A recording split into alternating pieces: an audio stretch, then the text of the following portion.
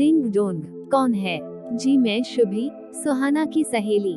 सुहाना है क्या घर? पर तुम लोगों को घर में कुछ काम नहीं है क्या जो सहेली के घर घूमने चल पड़ी? जी आंटी वो। अरे शुभी तू अंदर आ जा। जी माँ, यह मेरी सहेली है शुभी और शुभी यह मेरी जीजी माँ है। सुहाना ने आते ही दोनों का परिचय कराया। प्रणाम आंटी, शुभी ने जीजी माँ के चरण छूते हुए कहा। ठीक है कहते हुए इंदु जी अपने कमरे में चली गई जिसे सुहाना ने जीजी माँ कहकर शुभी से परिचय करवाया था। बहुत अच्छे टाइम पर आई है, मैं अभी चाय ही बनाने जा रही थी।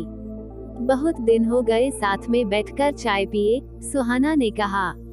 आजकल तो तू किट्टी में आती नहीं और शाम को क्लब में भी नहीं आती तो मैंने सोचा देखूं क्या बात है। और ये आंटी कौन है और तू इन्हें जीजी माँ क्यों कह रही है? शुभी ने पूछा। आते ही इतने सारे सवाल, जरा सांस तो ले ले। चलकर रूम में बैठ, मैं चाय लेकर आती हूँ फिर आराम से बातें करेंगे, सुहाना ने मुस्कुराते हुए कहा।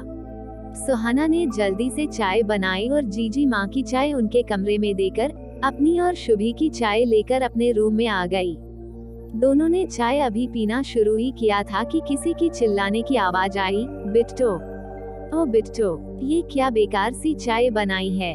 सुहाना जल्दी से जीजी माँ के कमरे में पहुंची। क्या हुआ जीजी माँ?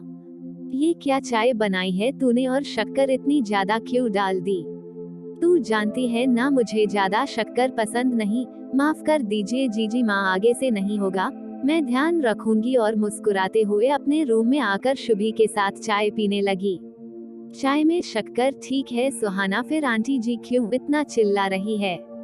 आजकल तो अपनी सास की कोई इतनी नहीं सुनता जितनी तू इनका सुन रही है। कौन है ये सुहाना? क्यों तुम लोगों के साथ रह रही है? क्या इनका अपना घर नहीं? इनको तो यहाँ पहले कभी नहीं देखा, शुभी एक सांस में बोले जा रही थी। शुभी ये हमारे नहीं, हम इनके साथ रहते हैं। ये घर भी इनका है और हम सब भी इनके अपने हैं। रही बात रिश्ते की तो ये मेरे ससुर जी की बड़ी बहन है और विनोद सुहाना का पति, जी की बुआ और मेरी बुआ सास। जब वीनू से शादी करके ससुराल आई तो सब इन्हें जीजी माँ बुलाते थे तो मैं भी इन्हें जीजी माँ कहने लगी। तुम्हारी तरह मुझे भी शादी के बाद जीजी माँ को लेकर इतनी ही उत्सुकता रहती थी कि जीजी माँ की शादी नहीं हुई क्या? अगर शादी हुई है तो वह यहाँ क्यों रहती है, अपने घर क्यों नहीं रहती? और अगर शादी नहीं हुई तो क्यों नहीं हुई? लेकिन पूछती किससे? माँ जी से कभी पूछने की हिम्मत हुई नहीं तो पिताजी से पूछना तो बहुत दूर की बात थी। घर में सब लोग इनको जीजी माँ क्यों बुलाते हैं, मैं भी यही सोचती रहती। लेकिन एक दिन मुझे मौका मिल गया। घर में सब लोग कहीं सत्संग में गए थे, घर पर मैं और वीनू ही थे।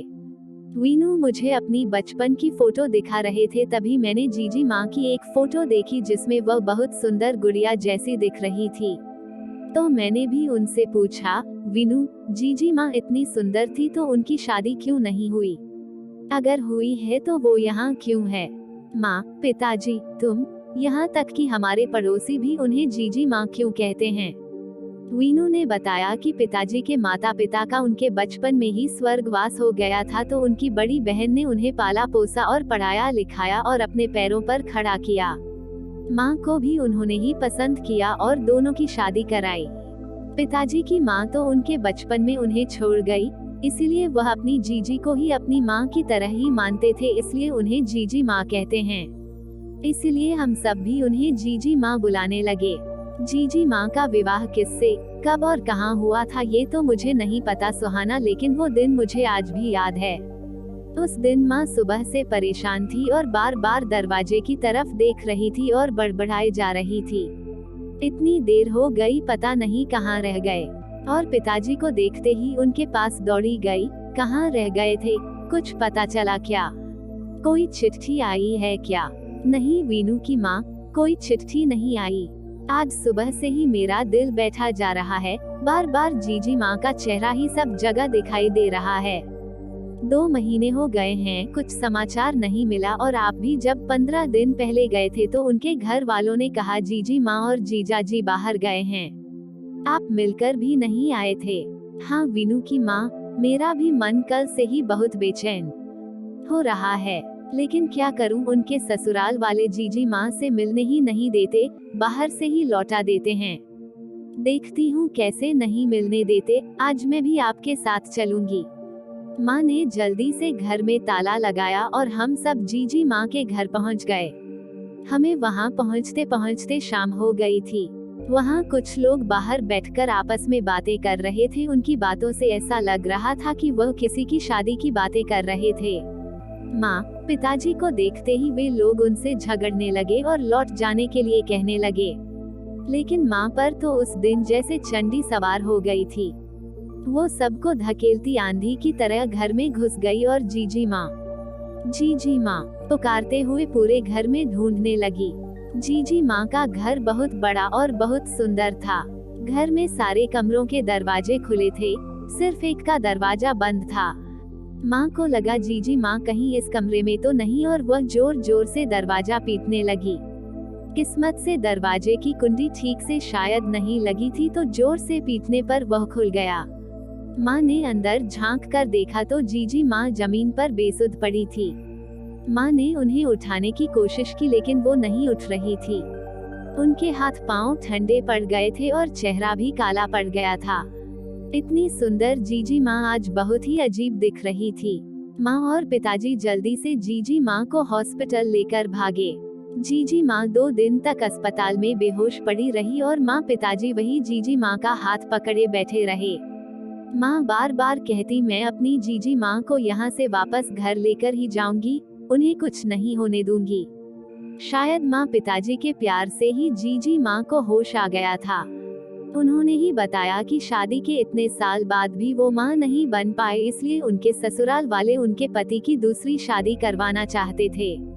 जब उन्होंने इसका विरोध किया तो उन्हें मारते पीटते और घर से निकल जाने के लिए कहते। जब वो नहीं मानी तो उन पर चरित्रहीन होने का आरोप लगा दिया। जीजी माँ ने सब सहन किया, लेकिन चरित्रहीनता का आरोप सहन नहीं कर पाए, इसलिए अपना जीवन समाप्त करने का निर्णय लिया। जीजी माँ, आपने ऐसा क्यों किया? आप अपने बच्चों को कैसे भूल गई? आपने यह नहीं सोचा कि आपके बच्चे आपके बिना कैसे रहेंगे? आप घर क्यों नहीं आई जीजी माँ? हमें खबर क्यों नहीं की? माँ ने रोते हुए पूछा। जीजी माँ रोते हुए बोली, नहीं दुल्हन, मैं तुम लोगों पर बोझ नहीं बनना चाहती थी।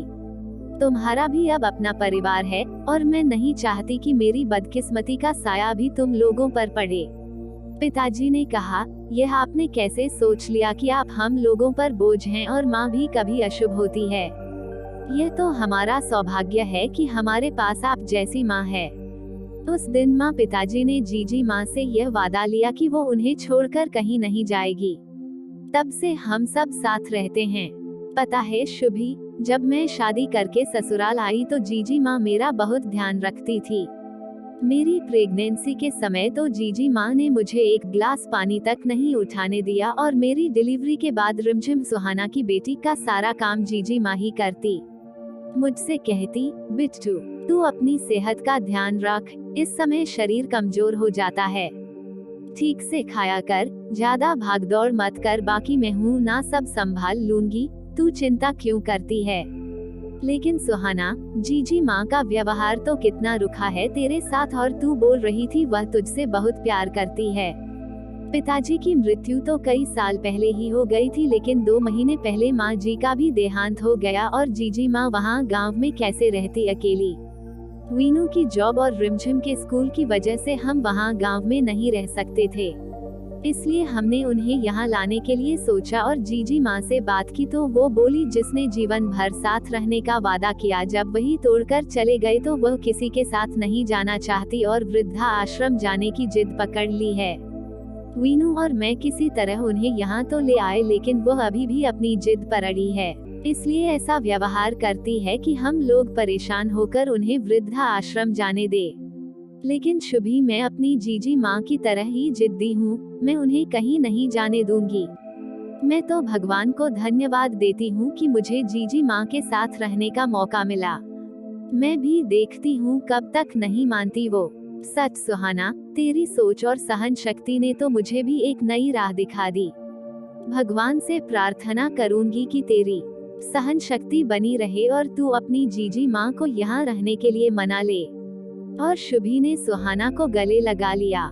दोस्तों, आप ही बताएं, क्या सुहाना की जिद सही है या जीजी माँ का गुस्सा और वृद्धा आश्रम जाने का फैसला? आपके उत्तर की प्रतीक्षा रहेगी।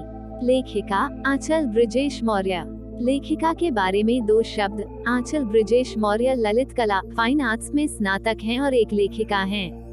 ललित कला फाइन आर्ट्स के अलावा उनकी रुचि विभिन्न विषयों पर कहानियाँ, कविताएं और ब्लॉग लिखने में है।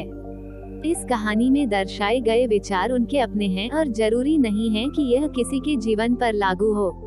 यदि ऐसा होता है तो यह पूर्ण संयोग होना चाहिए।